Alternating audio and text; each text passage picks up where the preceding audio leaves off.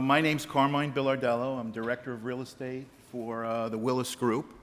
And Willis is one of the world's leading real estate insurance brokers in the world.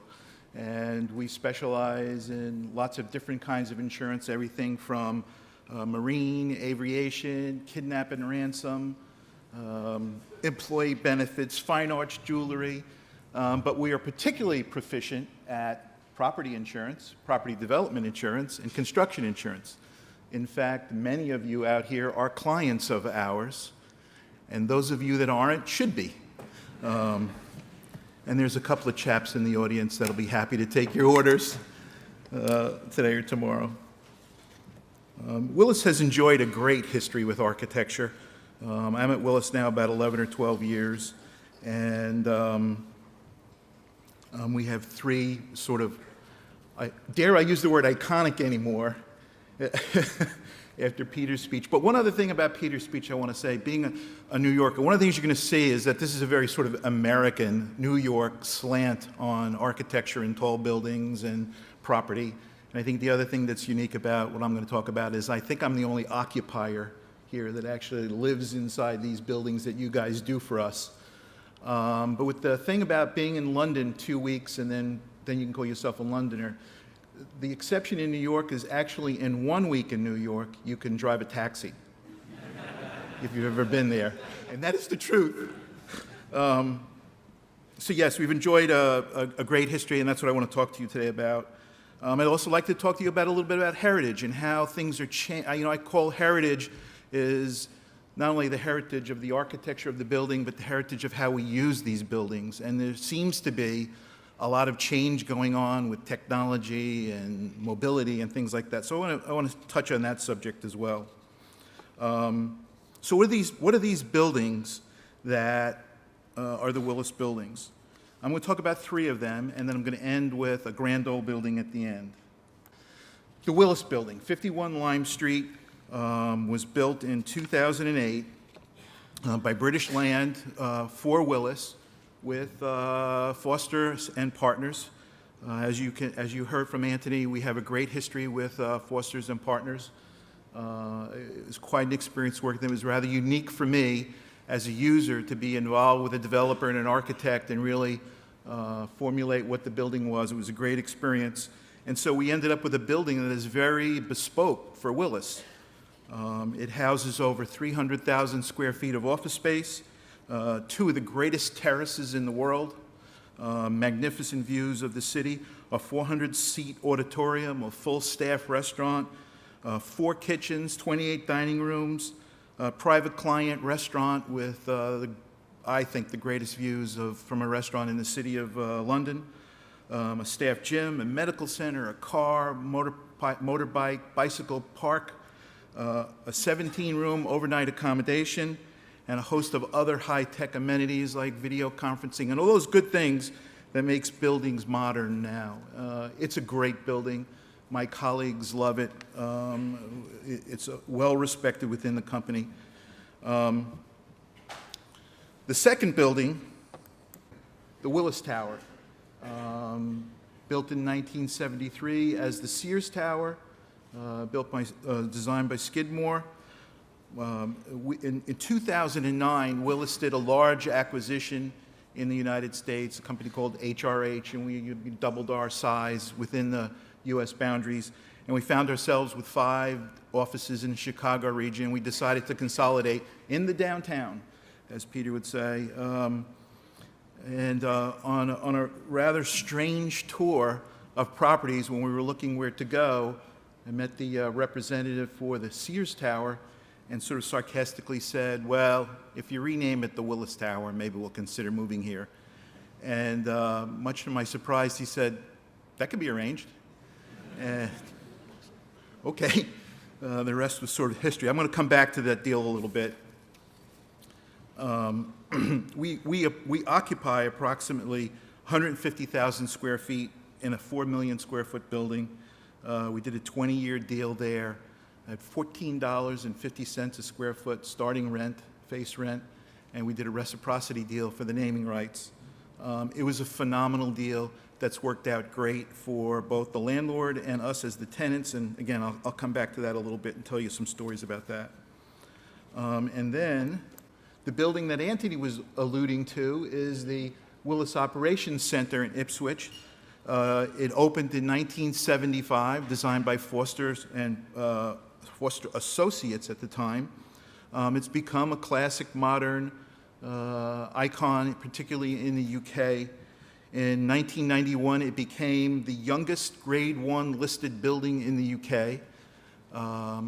And it is a mecca. It's a pilgrimage from architects around the country and many parts of the world to come by and visit it. It's an amoeba-shaped building, black glass. It was way ahead of its time. Again, it started in 72, being built, finished in 75. It has no offices. It's all 100% open plan seating. It has no passenger lifts. It's really 4 floors of escalators that go up, high speed, that slow down escalators. It has a grass roof, grass roof, as you can see. It even had a swimming pool when it first opened in 75 for the local community. It's since been covered over, and it has very vibrant colors inside. But it's to this day, all these years later, an incredibly modern building, serves us well.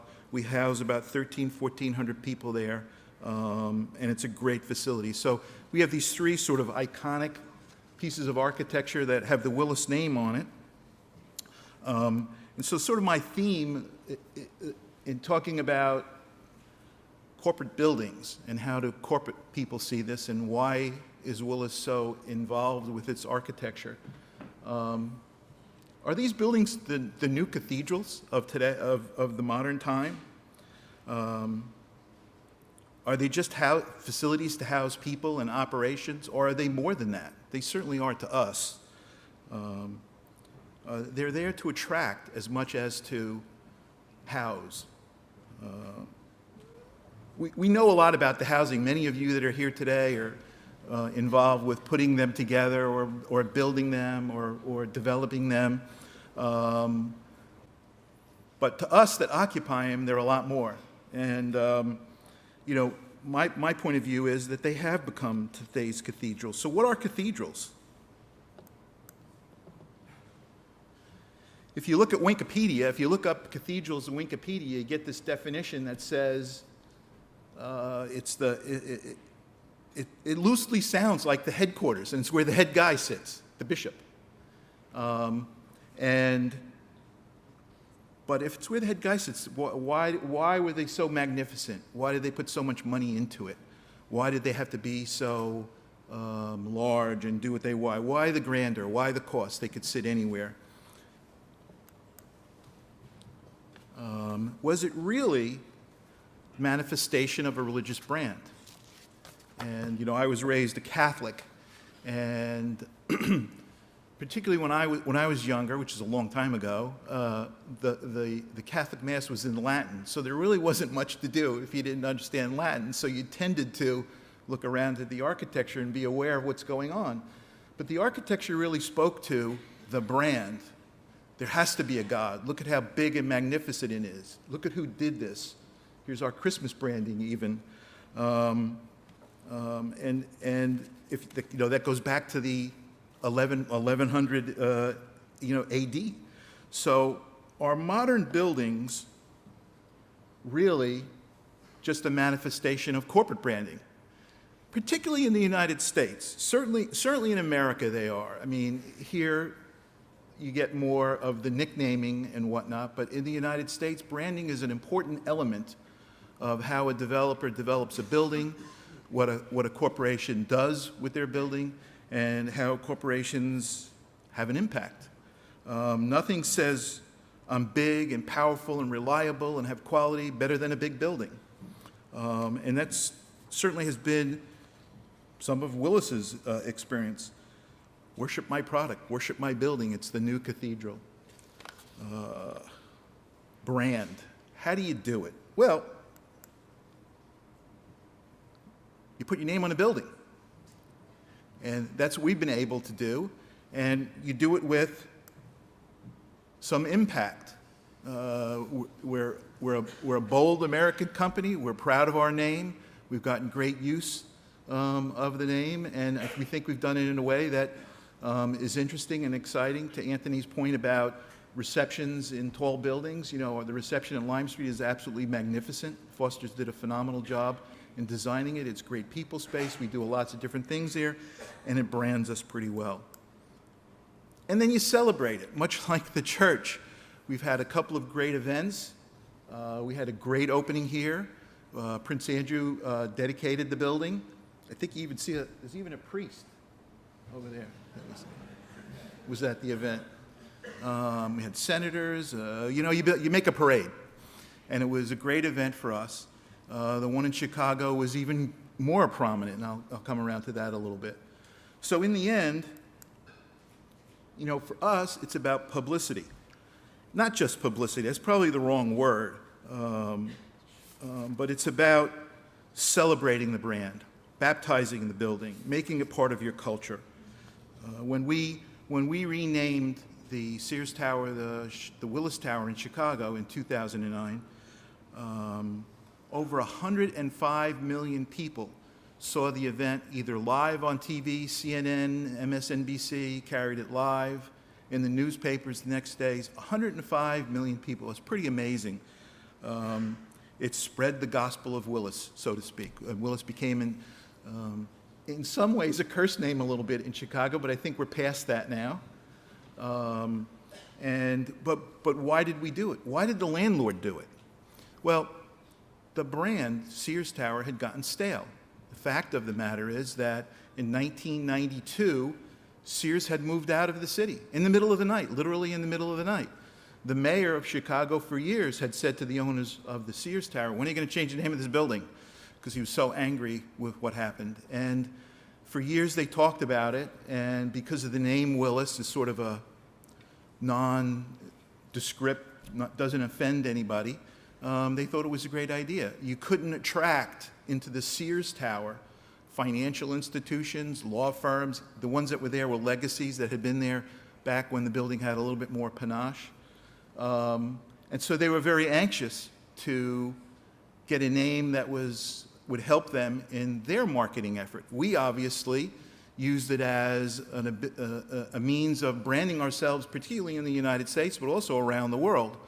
And we did a great deal in doing that. And the irony is that the night that we released the press release on the building, my chairman decided to put in the press release the cost of the deal, $14.50, which is sort of unheard of in the States in press releasing your announcement.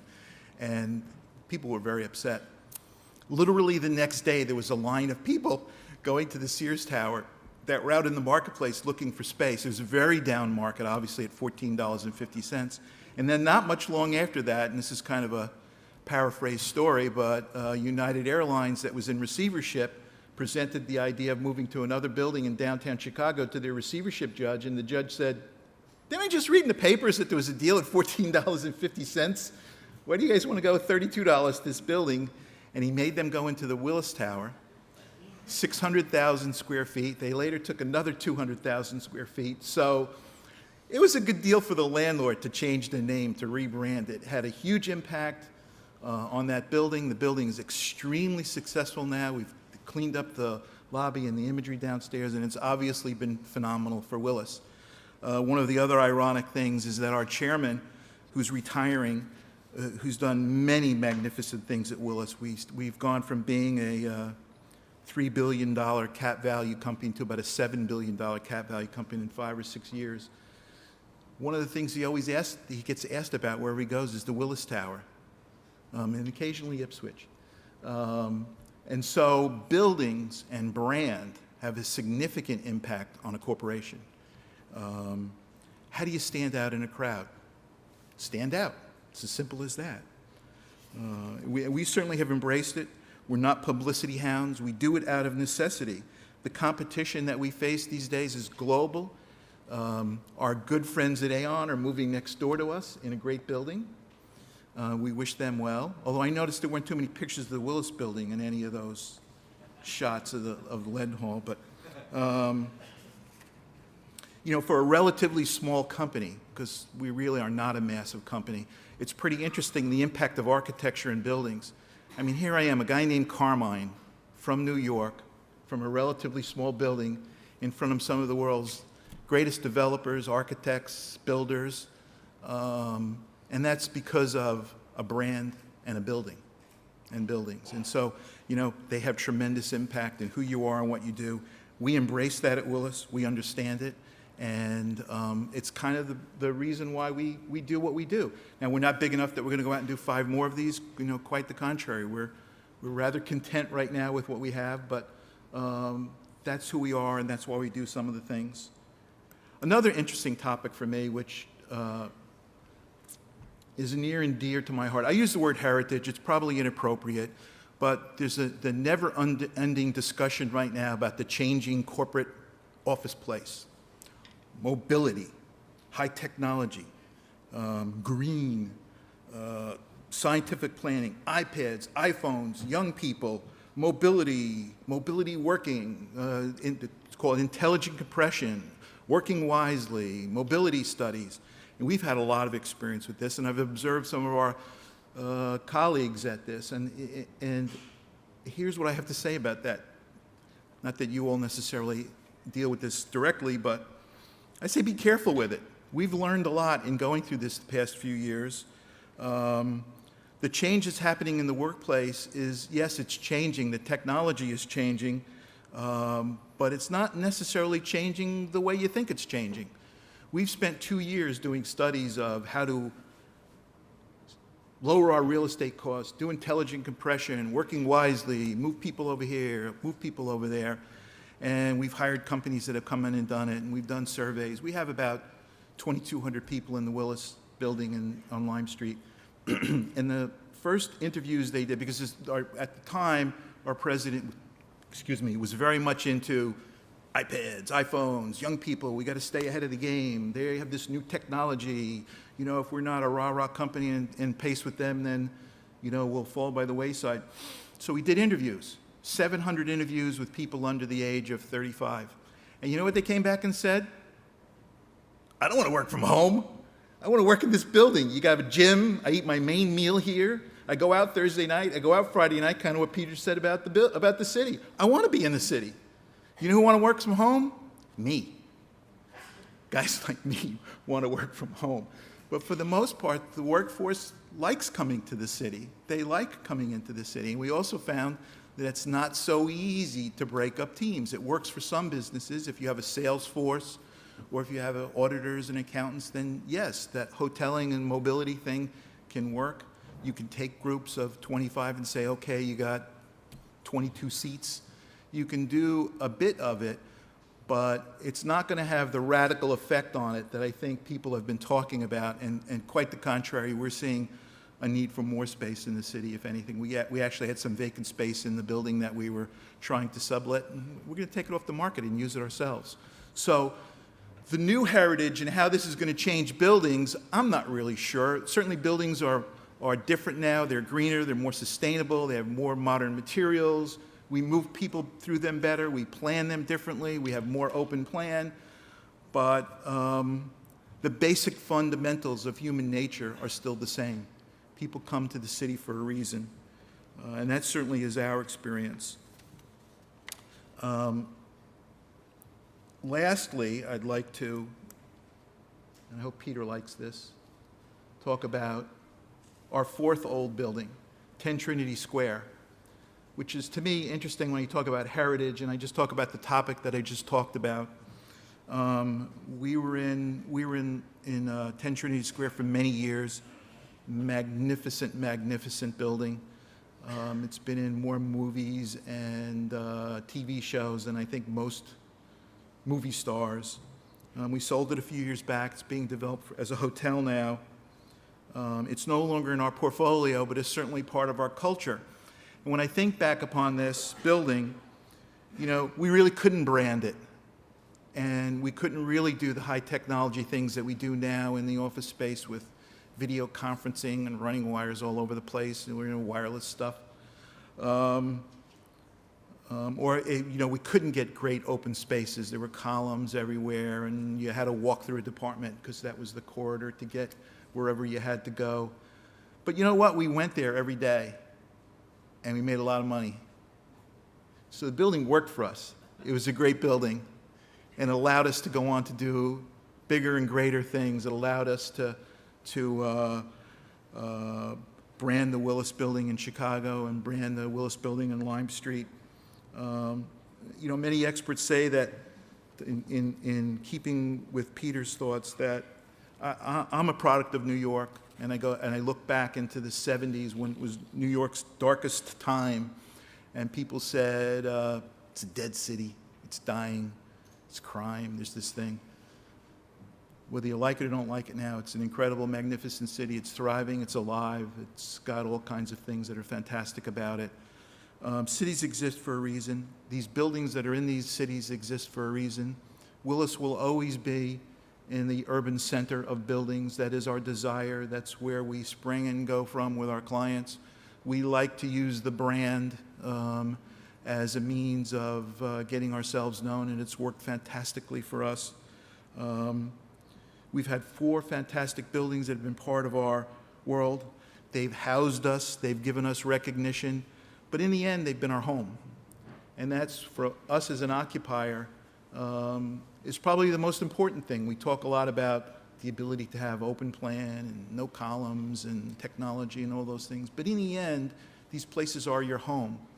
And as these surveys have pointed out to us, our users, our associates, think of it as such, particularly the younger folks who spend more time at work, who rely on the things at work more than maybe some others do. So our buildings are our heritage. And when I look at a building like this, one of the things I love the fact, and I think Peter does too, I shouldn't speak on your behalf, but I love the fact that it's becoming a hotel. I love the fact that it's being recycled. In my mind, heritage is about recycling as much as we can. And this is a great example of it. We're proud to have sold it to who we sold it to. I think it's going to be, I probably won't be able to afford to stay there, but it certainly has been part of Willis in a different sort of way. And I miss it already. And if you didn't see Skyfall, it was in Skyfall, the movie, a couple of scenes in that. So at any rate, that's been our heritage. Those are our buildings. You get an idea of how we look at things and what occupiers think about, which is maybe a little bit different than when a developer looks at it, though many of you developers that are here, seems like every development now is taking on a name. My friends at Brookfield, who are also a client, are now renaming the World Financial Center Brookfield Place. So it's a branding of sorts, and we use these buildings to get our ideas across. And that's certainly what Willis has done. We're proud of it. We have 3 great buildings and a great building that we've left. So thank you for your time.